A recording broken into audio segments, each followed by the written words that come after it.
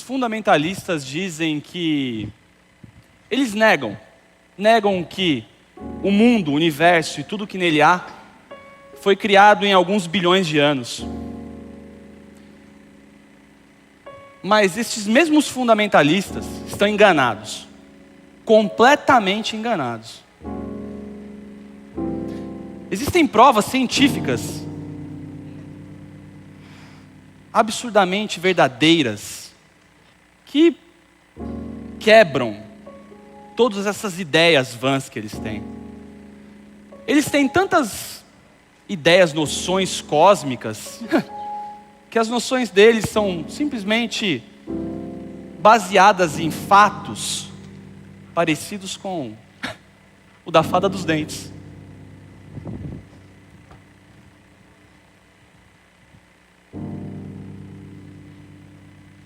De maneira nenhuma, a ciência humana nega a existência de Deus. Ao contrário.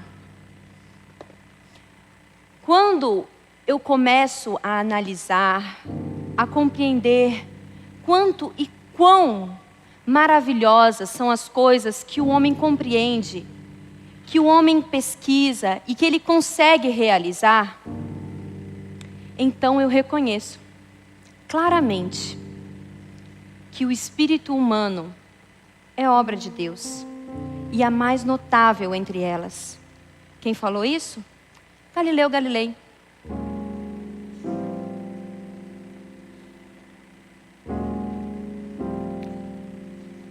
O ser humano é o único que sabe que tem que morrer.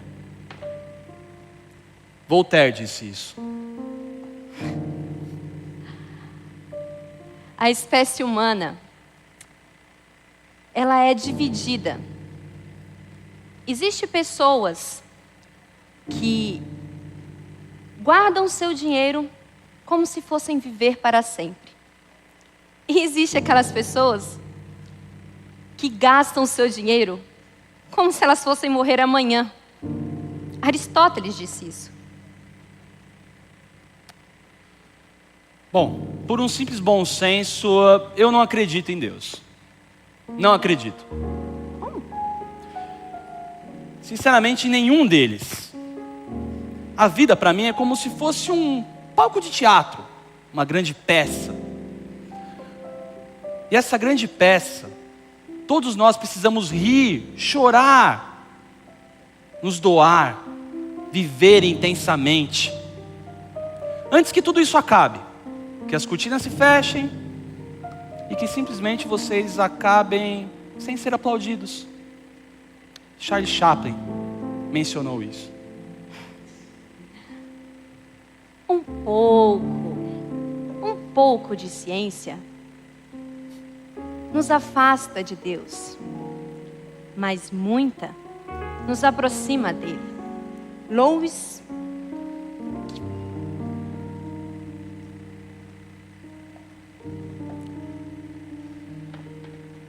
Deus está morto. Sim, Deus está morto. Mas considerando o estado em que a humanidade se encontra,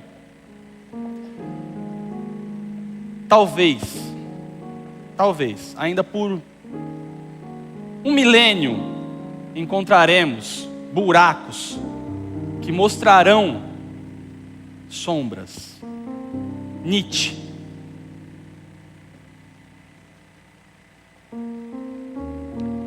Se afastem dessas coisas vãs e se voltem para o Deus vivo. Se voltem para aquele que fez o céu, que fez a terra e que fez o mar, que fez tudo o que existe neles. O livro dos Atos dos Apóstolos fala isso. Na impossibilidade de concebermos um universo tão grandioso e tão maravilhoso como é, me parece que o único argumento e essencial para a existência de Deus, Charles Darwin.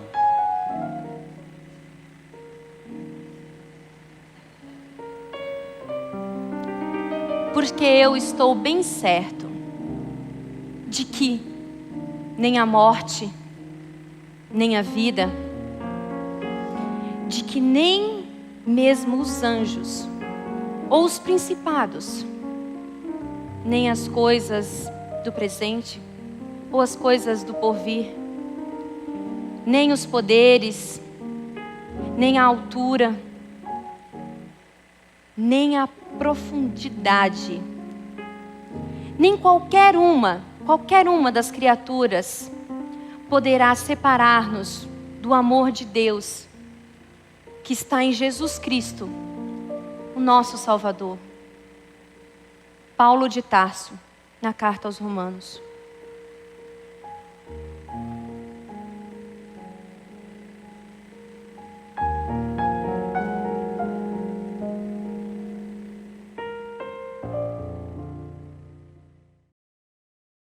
Bem, boa noite a todos.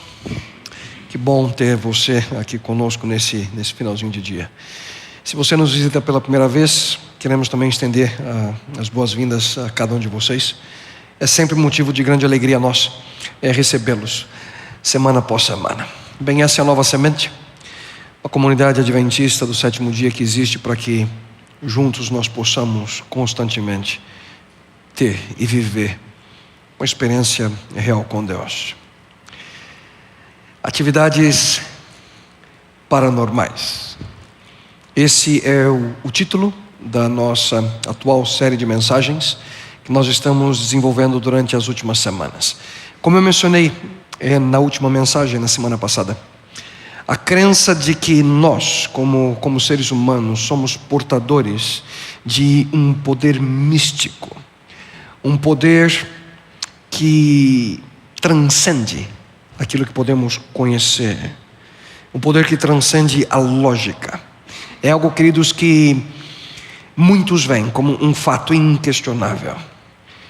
E é esse um assunto que tem cativado a mente de muitas pessoas. Pouco mais de 4 anos atrás, alguns jovens produtores de filmes, sem um grande orçamento pequeno, sem uma grande produtora cinematográfica por detrás desse projeto, eles prepararam e lançaram um filme intitulado Atividade Paranormal. Esse é o título do filme em português. Esse filme foi lançado no final de 2009. E como era um filme de pequeno orçamento, ele foi lançado em pequenas e poucas salas de cinema, mas o filme pouco a pouco ele foi se tornando viral e começou a alcançar um sucesso enorme por todos os Estados Unidos. E lá nos Estados Unidos eles arrecadaram um pouco mais de 108 milhões de dólares em bilheteria com esse filme. Fora dos Estados Unidos, Atividade Paranormal rendeu praticamente outros 200 milhões de dólares. E o que é interessante é que a Paramount e DreamWorks, que compraram, eles pagaram apenas 350 mil dólares pelo filme, o que fez dele o filme com o maior lucro da história, baseado no retorno do investimento. Pouco dinheiro para milhões de dólares em retorno. Atividade Paranormal. E esse é um filme, querido, de terror. Um filme centrado na história de um casal. O nome deles, Kathy e Micah, que são atormentados por um espírito maligno nesse filme. Por sinal, ouçam bem, além de não ter assistido, porque eu tenho medo de assistir até Branca de Neve e os Sete Anões, por causa daquela bruxa. Então, além de não ter assistido, eu não recomendo para ninguém o filme. Eu vi algumas fotos, imagens horríveis a respeito dele, mas o que surpreende é como esse tipo de filme atrai as pessoas. Filmes que mesclam misticismo, filmes que apresentam atividades paranormais, o desconhecido, o sobrenatural, o paranormal. E a paranormalidade, queridos, hoje ela é compreendida como a capacidade que o ser humano tem de provocar fenômenos que, na realidade, na maioria das religiões são vistos como milagres, mistérios, manifestações sobrenaturais. No entanto, A paranormalidade é vista por aqueles que a desenvolveram como algo científico. Ela é vista por muitos como uma faculdade inerente ali ao ser humano que pode ser desenvolvida. É algo que nós desenvolvemos. E assim esse fenômeno, o fenômeno da paranormalidade, ele trata-se de algo que é centrado tanto dentro como fora do aspecto religioso. Hoje em dia você não precisa ir longe para você encontrar pessoas que afirmam ter essas faculdades paranormais, né? Esses dias, essa semana, eu estava dirigindo e pensando, né, sobre essa série, parei meu carro e aí vi do outro lado assim da rua um interessante cartaz, né? Vidente do amor. Já viram esses? É interessante, né? Vidente do amor. E eu fui e lembrei das palavras, né? Trabalho garantido. Pagamento apenas após resultado positivo. O telefone. Vidente do amor. E queridos, também hoje existem algumas brincadeiras que são vistas como inocentes e que de uma forma ou outra envolvem esse tipo de capacidade do além. Por exemplo, o tabuleiro Ouija, ou a tábua Ouija, como é assim conhecida, ela é criada para ser usada como um método de conversação com os espíritos. Esse é um tipo de jogo, um tipo de tabuleiro, em que ali, colocado sobre esse tabuleiro, é um tabuleiro plano com letras, ele possui alguns números, outros símbolos ali, em que tem até uma foto a mostrar para vocês. Esse é um tabuleiro de Ouija, em que há uma peça, aquela de baixo ali, que parece um coração, que ela é móvel. E as pessoas então, elas utilizam, as pessoas que participam desse jogo, dessa brincadeira, para se comunicar ali com os espíritos. É interessante que existem diversos depoimentos que na brincadeira, pessoas são possuídas por espíritos malignos ao estarem brincando com esse jogo. Os participantes, eles colocam ali os dedos sobre esse indicador, então eles o movimentam sobre o jogo, tentando ali encontrar respostas a perguntas e enviar mensagens para o mundo diferente. Aqui no Brasil há uma variante conhecida como a brincadeira do copo, o jogo do copo. Já ouviram falar? Eu também já ouvi falar. Particularmente nunca vi, nunca participei, mas eu conheço pessoas que já estiveram envolvidas nesse tipo de brincadeira, onde um copo faz ali às vezes do indicador com as respostas. Mas eu pergunto para vocês, de onde vem esse tipo de manifestação? Existem, queridos, duas explicações. A primeira delas é a explicação científica. Cientistas, aqueles que são mais céticos, eles em geral, eles atribuem o funcionamento do tabuleiro de Ouija, o movimento do copo, a um efeito que eles chamam de ideomotor. Segundo eles, as pessoas que participam dessas sessões, elas involuntariamente, elas exercem uma força imperceptível sobre ali o indicador, aquilo que se movimenta, utilizando ali, de certa forma, uma conjunção da força exercida pelas pessoas, pelas várias pessoas, que faz com que o objeto se mova. Uma explicação científica que dá. Mas há uma segunda explicação, a explicação espiritualista. Muitos acreditam que essas manifestações são, na realidade, queridos, o resultado direto do contato com o mundo dos espíritos. Atividades paranormais. Aparentemente, esse tema, esse assunto não é algo recente. Por exemplo, nós encontramos na Bíblia o relato, eu já mencionei alguns meses atrás, o relato de quando os discípulos de Jesus estavam atravessando o mar da Galileia, e houve um momento em que uma tremenda tempestade ali os acometeu. O vento era forte, os discípulos, apesar de serem pescadores, estavam desesperados, aterrorizados diante daquela situação. E por volta das 3 da manhã, para surpresa, por espanto e terror deles, eles viram um vulto se aproximar, andando por sobre as águas. E eles não reconheceram, não sabiam que era Jesus. Ouçam com atenção a reação desses discípulos. Os discípulos vendo-o caminhar por sobre o mar, assustaram-se, dizendo: é um fantasma! E gritaram de medo.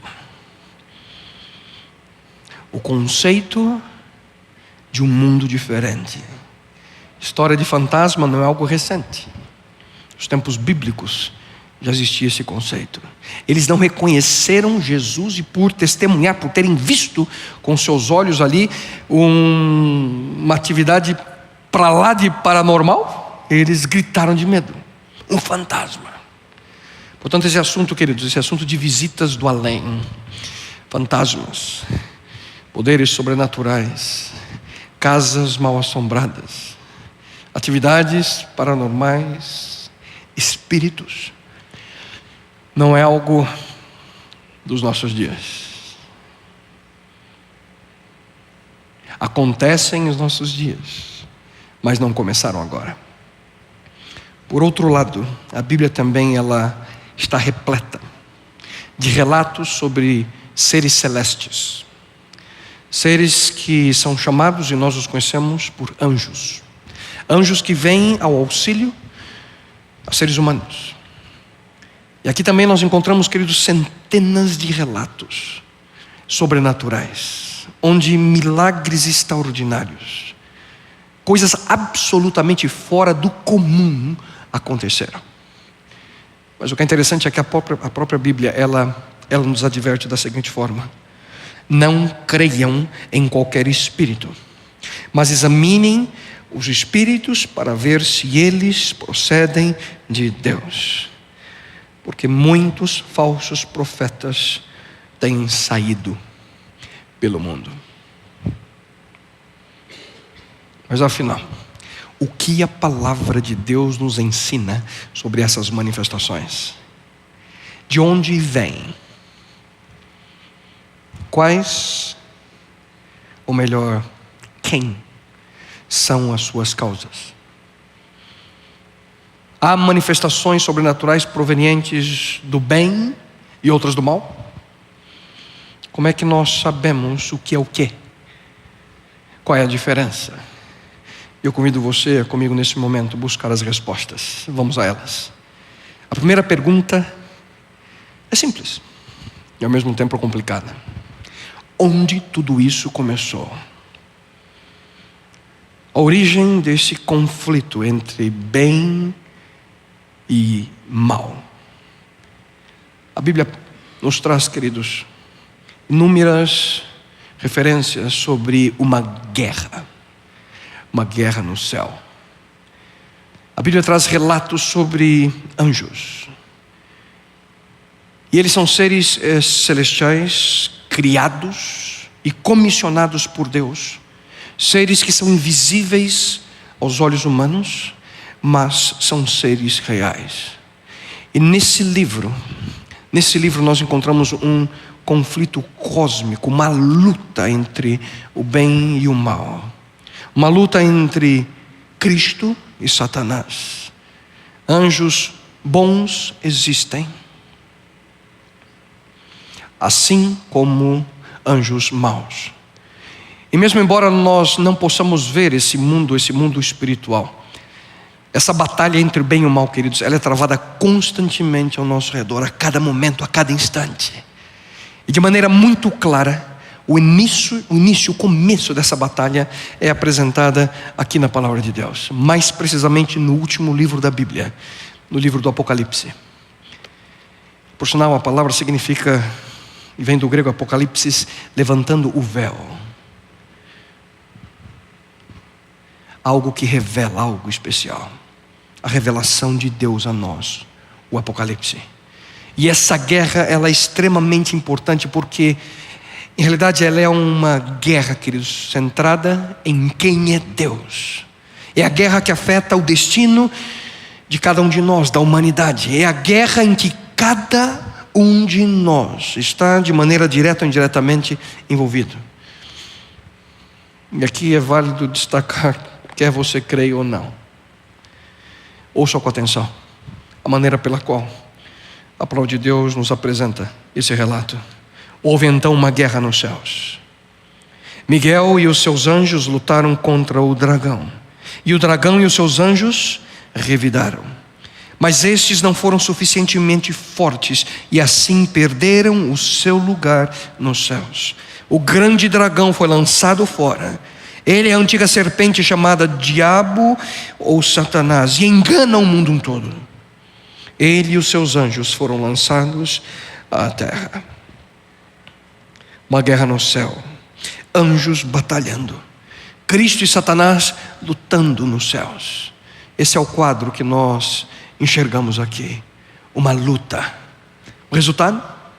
Jesus Cristo, o Miguel e os seus anjos venceram. Satanás, o dragão e os seus anjos foram derrotados e expulsos do céu.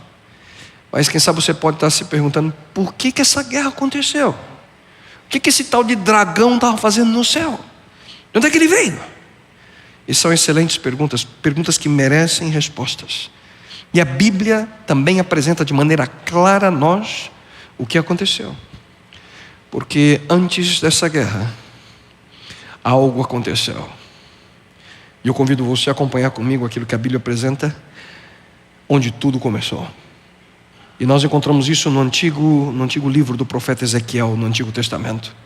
Lá nós encontramos o relato que aconteceu em algum momento antes dessa guerra. Não sabemos quanto tempo antes, mas no momento anterior àquilo que acabamos de ler. E no texto que eu quero apresentar para vocês agora, aparentemente Ezequiel ele fala sobre o rei de Tiro.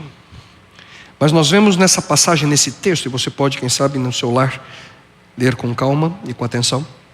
A gente percebe que nessa mensagem Deus está falando de outra pessoa.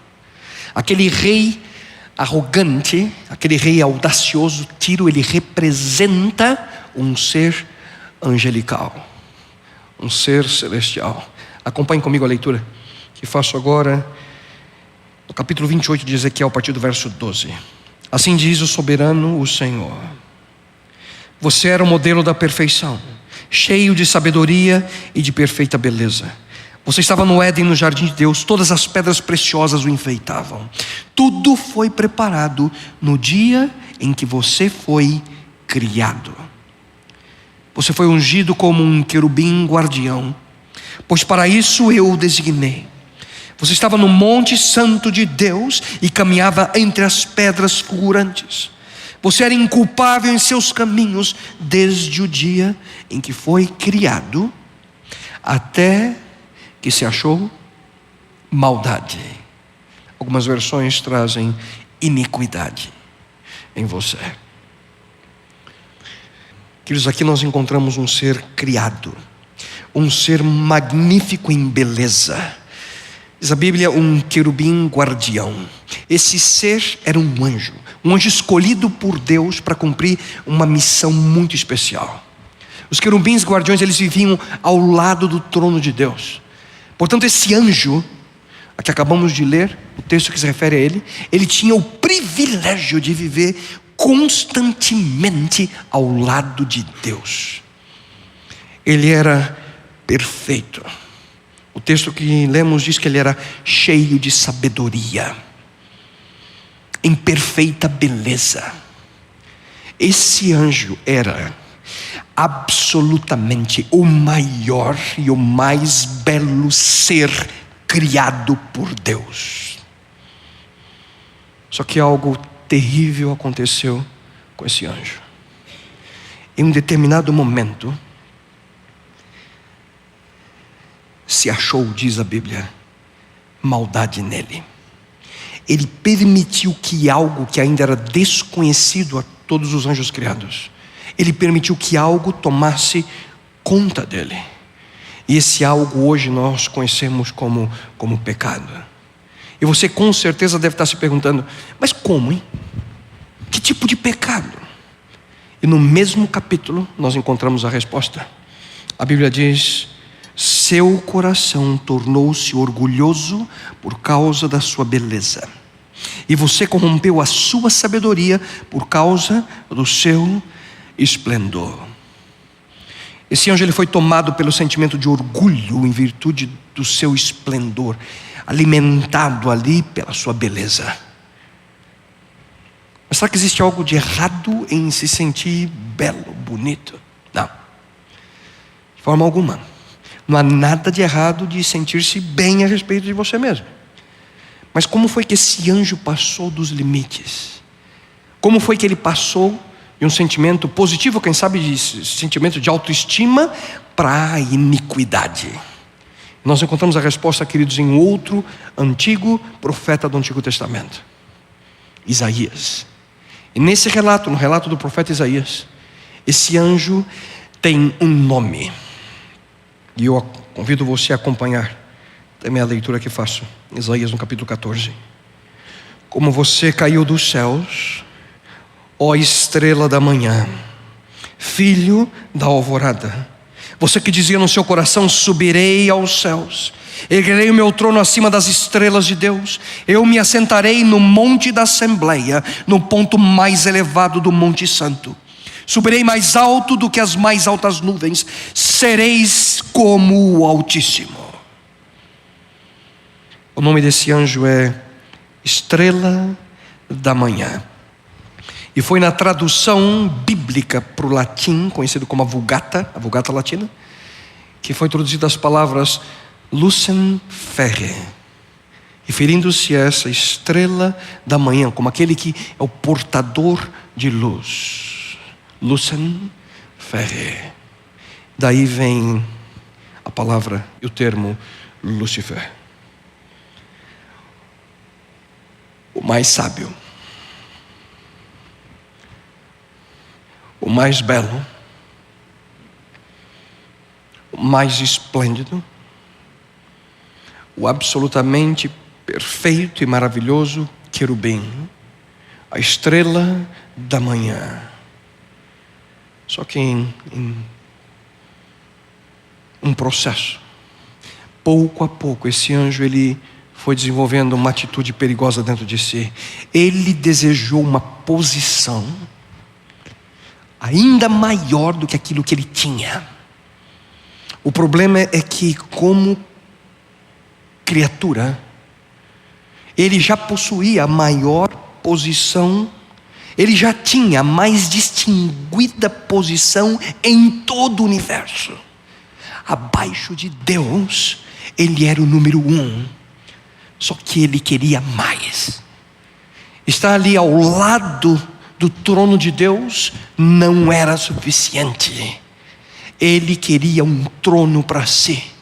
Ele sonhava, como lemos, serei como o Altíssimo.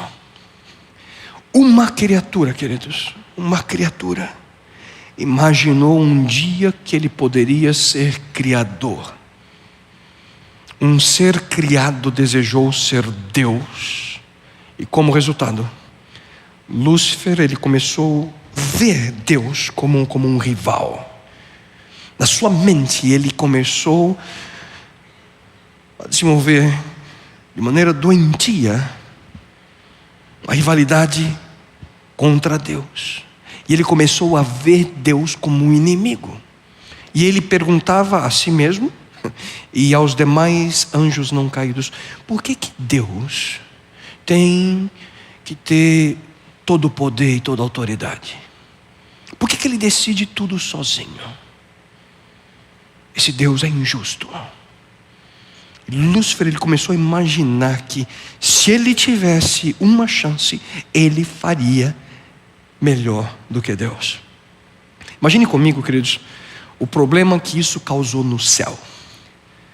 Imagine um local sem inveja, sem orgulho, sem maldade, sem pecado. E de repente Lúcifer, o mais respeitado, majestoso e simplesmente maravilhoso anjo Lúcifer, ele começa a questionar a sabedoria. Ele começa a questionar o amor de Deus.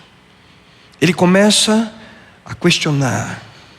Ele queria saber os porquês. Os porquê que todos têm que obedecer a Deus. Ele começa a semear dúvidas na mente dos outros anjos, aparentando ser razoável, sábio, sincero, na busca de um mundo melhor. Só que dentro de si, dentro dele, o orgulho, a ganância, a iniquidade, cada vez aumentavam o seu desejo. Dentro de si criou-se uma lacuna entre o amor de Deus e seus sonhos, suas pretensões. Por fora ele continuava sendo a estrela da manhã, só que por dentro, cada vez mais, ele foi se tornando o príncipe das trevas. Por fora ele continuava ao lado do trono de Deus, a fonte de eterna luz. Só que por dentro ele estava decidido a conhecer na realidade o outro lado da luz.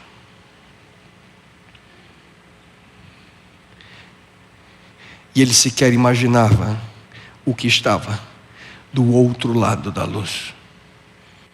E ele foi aparentemente bem sucedido na sua campanha ali contra Deus. Interessante que o texto bíblico diz que a sua cauda levou após si a terça parte das estrelas do céu e lançou-as sobre a terra. 1/3 dos anjos dos céus decidiram seguir a Lúcifer e os seus ideais. 1/3 dos anjos do céu aceitaram a ideia de que aquele seu líder agora tinha todo o direito de comandar o universo. O que Deus faria agora? Como que Deus poderia lidar com essa terrível situação? Eu sempre escuto as pessoas, ao menos, perguntar 3 questões básicas sobre esse tema. Perguntas que de certa forma afetam, ou como imaginamos, por que Deus decidiu agir assim? A decisão de Deus. A primeira pergunta que sempre me fazem é essa: como que um anjo perfeito, um anjo sem pecado, se tornou o diabo? No caso de Lúcifer, não houve uma tentação externa. Ele se tornou o seu próprio tentador. Ele decidiu focar sua atenção em si mesmo e não mais em Deus. E pouco a pouco, por permitir que os seus pensamentos egoístas dominassem ali sua mente, suas ações começaram, queridos, a ser cada vez mais egoístas. Pelo errado, e ouçam com atenção, pelo errado uso de um dom, o dom de escolher, um dom que Deus concede a todos os seus seres criados racionais, um dom chamado livre-arbítrio. Pelo uso errado do seu livre-arbítrio, Lúcifer decidiu trilhar um caminho diferente. Ele decidiu caminhar por um caminho desconhecido.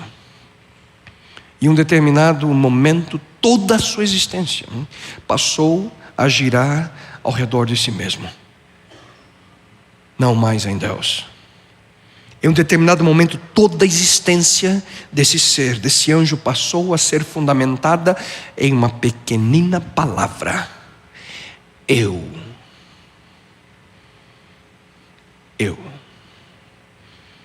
Portanto, depois de contínuas, sucessivas decisões centradas no eu, Lúcifer, o querubim guardião,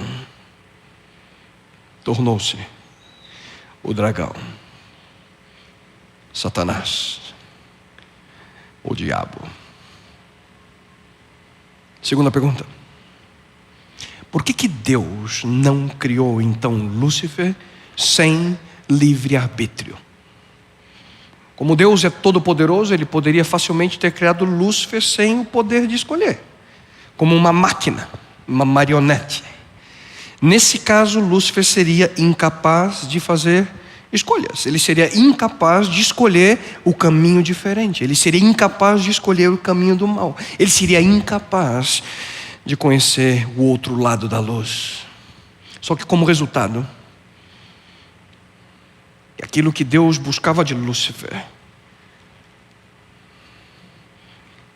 e por sinal aquilo que Ele busca de cada um de nós, é o desejo que nós possamos seguir esse Deus de maneira voluntária.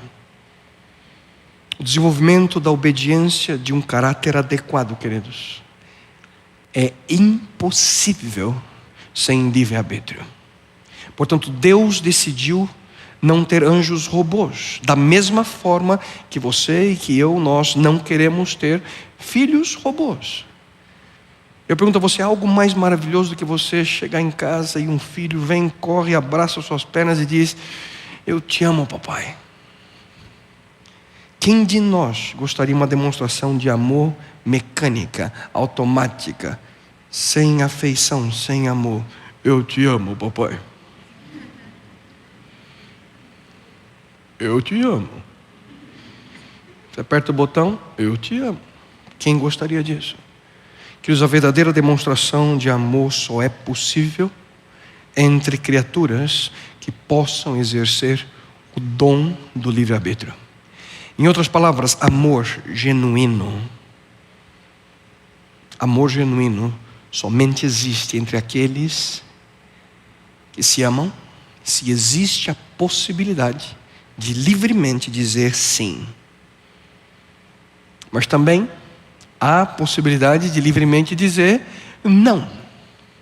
Do contrário, não é amor, não é verdadeiro amor. Terceira pergunta: por que Deus não destruiu Lúcifer exatamente nesse momento? No momento que ele começou a ter esses pensamentos, nesse momento que ele começou a usar o seu livre-arbítrio de maneira errada. Muitos pensam que Deus deveria ter eliminado Lúcifer. Eles imaginam que se essa foi a origem do mal, seria muito mais simples cortar o mal ali pela raiz, antes que o mal se espalhasse para outros locais, para outros planetas. Será? Pense comigo. Se Deus tivesse executado, eliminado, destruído Lúcifer, o que essa atitude de Deus teria causado nos outros anjos? Hein? Certamente Deus teria resolvido um problema, mas teria ao mesmo tempo causado um ainda maior. Deus teria sido mal compreendido pelos demais seres não caídos, aqueles que não sabiam que era pecado. Se Lúcifer houvesse sido eliminado, talvez os outros anjos perguntariam: quem é o próximo a desaparecer? Sem explicação. Está vindo Deus. Será que Lúcifer tinha razão, hein? Cadê Lúcifer? Acho que ele estava certo. Portanto, queridos, Deus escolheu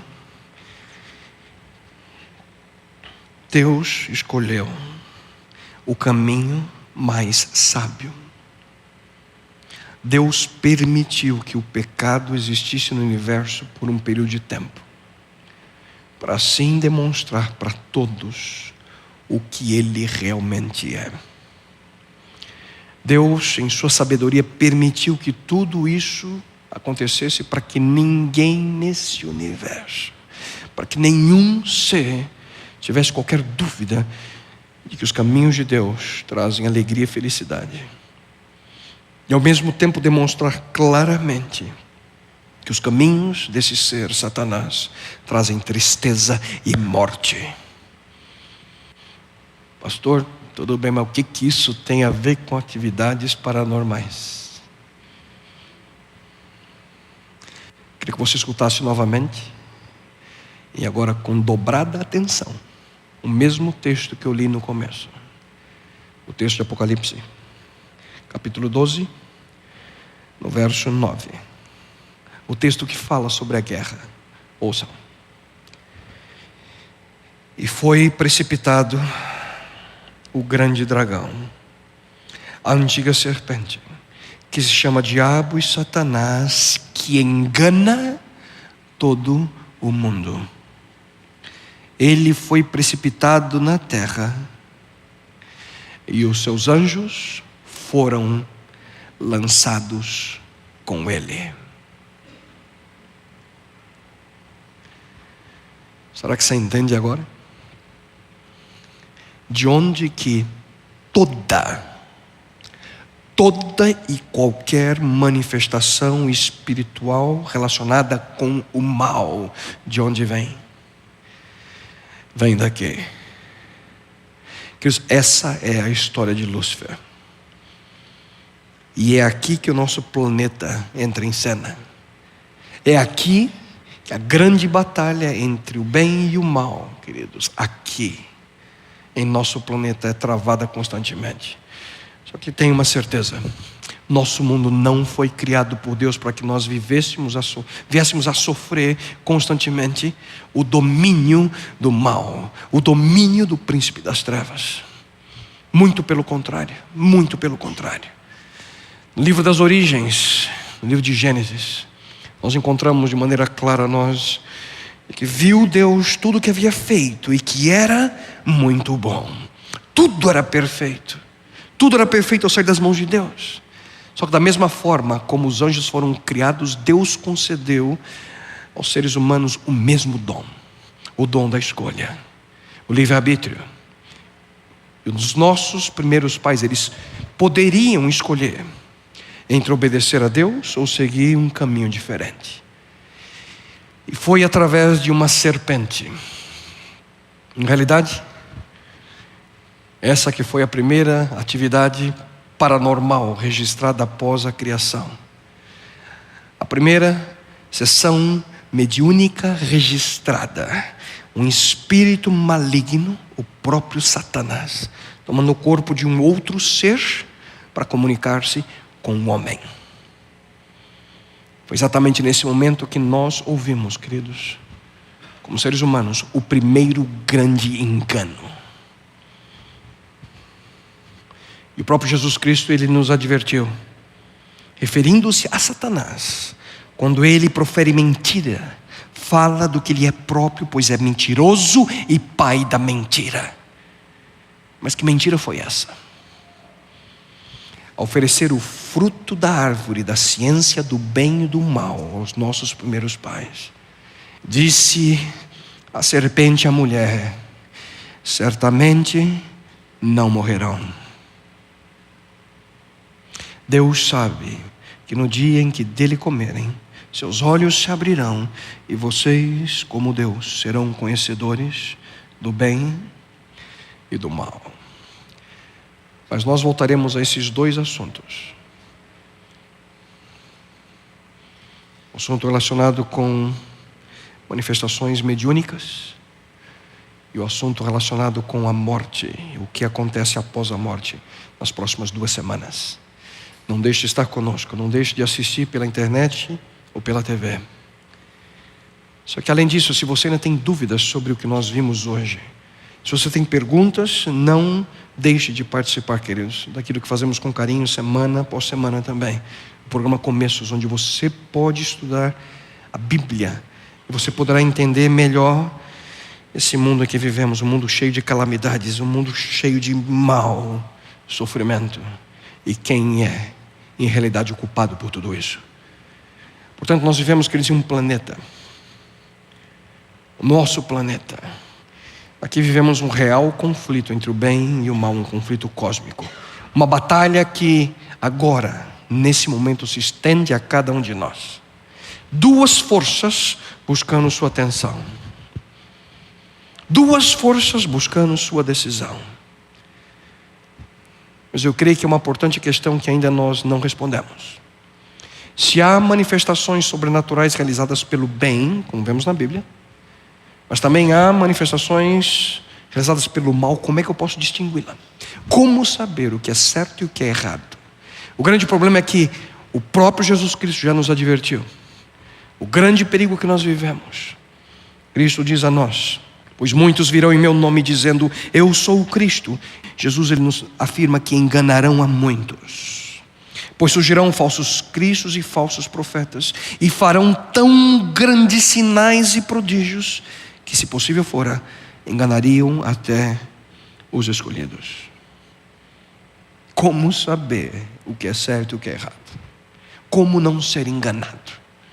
Para concluir, queridos, 2 pontos fundamentais que a própria Bíblia nos apresenta. Como não ser enganado?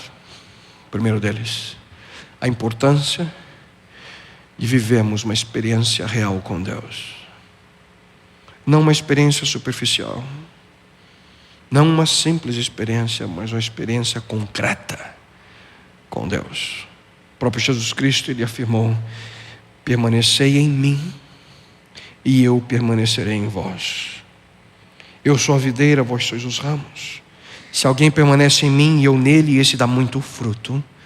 Sem mim, nada podeis fazer. A importância de uma experiência real com Deus. E o segundo ponto, a importância, queridos, de uma experiência real com a palavra de Deus. Paulo afirma: procure apresentar-se a Deus aprovado, como alguém que não tem do que se envergonhar e que maneja corretamente a palavra da verdade.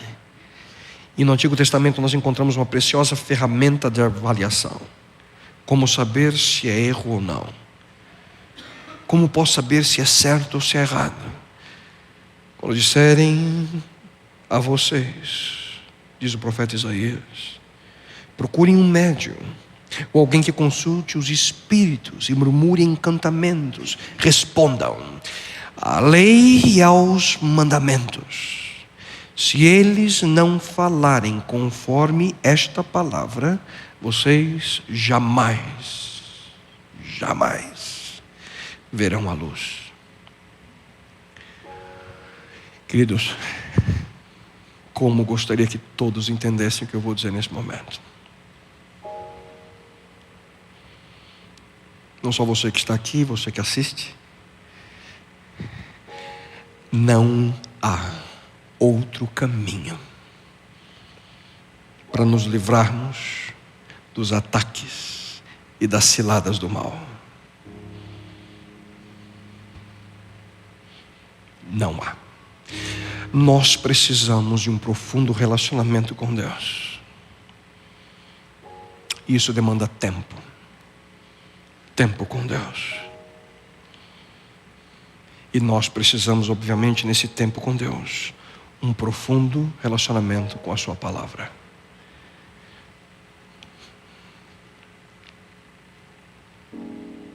Do contrário, nós seremos enganados pelo inimigo.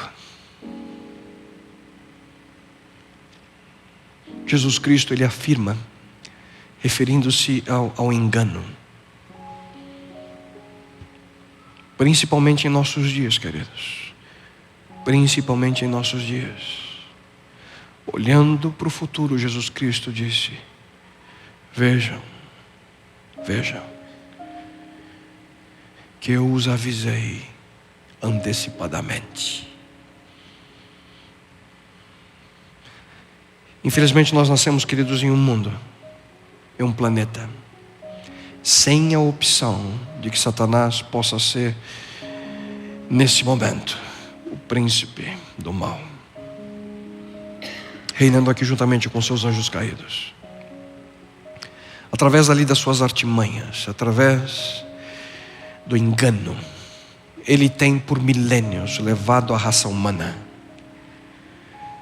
a sofrer. Ele tem levado a raça humana por caminhos contrários à vontade de Deus, com as mesmas táticas que enganaram os anjos no céu. Com as mesmas artimanhas ele continua hoje enganando a raça humana, com um único objetivo: atacar a Deus, vencer a ele, o seu maior rival. E uma de suas estratégias é através de atividades paranormais. Ele sabe que é normal a nós, como seres humanos, ter curiosidade em tudo aquilo que foge do normal. Ele sabe que nós somos curiosos com coisas sobrenaturais. Só que Deus, queridos, nos orienta em sua palavra. Deus nos adverte que nós devemos nos manter longe do mal. Até mesmo que seja uma simples brincadeira, afaste-se disso. Só que nós não precisamos ter medo. Não precisamos ter medo.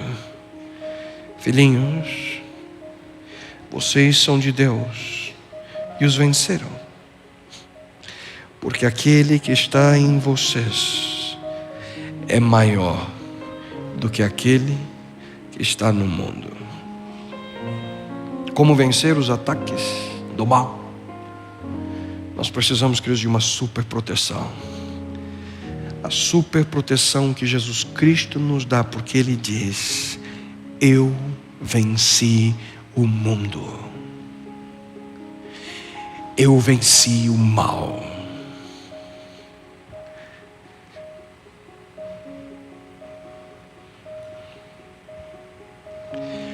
O Cordeiro já venceu o dragão. Somente em Jesus Cristo nós poderemos escapar. Nós precisamos, queridos, confiar em Deus e na provisão que Ele nos deu contra o mal. Onde encontrar segurança? Somente aqui. Não há outro caminho. Em um mundo coberto pelo mal e trevas, a vitória, queridos, só é possível desse lado, do lado da luz. A vitória só é possível ao lado de Jesus. E eu te pergunto, o que você está esperando? O que você ainda está esperando?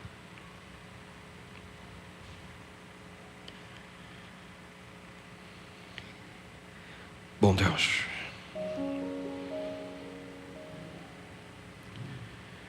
só nós te agradecemos porque o Senhor não nos deixou no escuro em relação a esse assunto. Obviamente não temos todos os detalhes de como tudo aconteceu.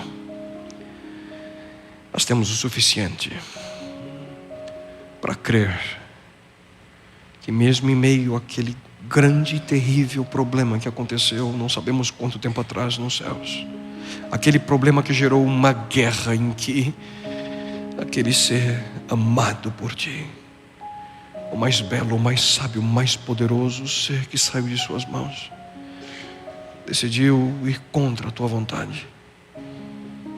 E cremos que o que foi com tristeza que tu tivesses que expulsar ele do céu e os seus seguidores. Senhor, obrigado porque podemos ter a convicção em tua palavra de que as tuas decisões foram as mais acertadas.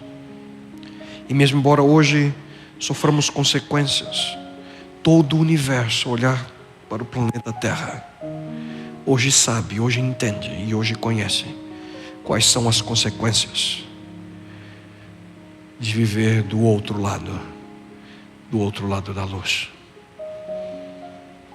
Pai querido, nós queremos viver de acordo com a tua vontade. E bom Deus, de uma maneira especial, suplico a ti por cada pessoa que se encontra aqui.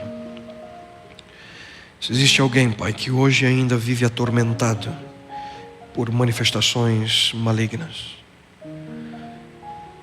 se existem pessoas que estão ouvindo, nos assistindo nesse momento, que sofrem pelos ataques do mal, suplico, Pai, que tu possas libertá-los, que tu possas, Senhor, ampará-los, que tu possas, bom Deus, protegê-los, e que eles encontrem, Senhor, uma experiência real contigo, e numa experiência real com tua palavra, a força e a proteção que necessitam para viver, Senhor, libertos numa nova vida, numa vida ao teu lado. E quem sabe aqueles que ainda se envolvam com esse tipo de atividades, brincadeiras, pensamentos, que ainda apreciam ver filmes que exploram esse lado do mal, literatura que os leva também a ter esse tipo de contato, que possam entender, Senhor, que tudo isso não traz de forma alguma alegria ao teu coração e é do teu desagrado. e que possam, Senhor, de hoje em diante decidir se afastar de tudo aquilo que, em vez de exaltar teu amor, exalta o mal. Porque nós queremos, Senhor, viver centrados em teu amor e na pessoa de teu Filho amado Jesus Cristo, o Cordeiro que venceu o dragão. E é no nome dele que nós te suplicamos e rogamos essas bênçãos hoje e sempre. Amém, bom Deus.